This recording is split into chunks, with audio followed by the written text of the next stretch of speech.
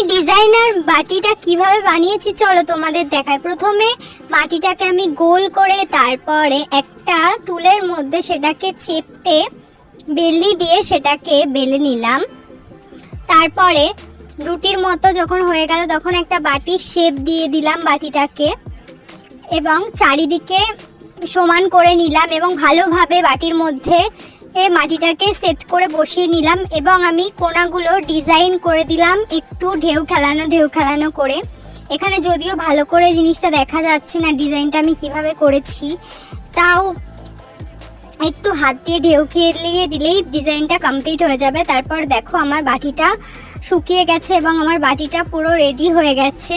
তো আমার ভিডিওটা যদি ভালো লেগে থাকে তাহলে লাইক করে দিও এবং চ্যানেলটাকে সাবস্ক্রাইব করে বেল নোটিফিকেশন অল করে পাশে থেকো।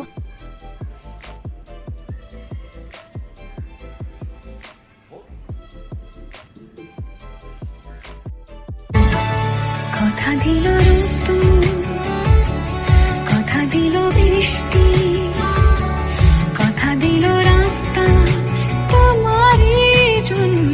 তো সবাইকে বাই বাই।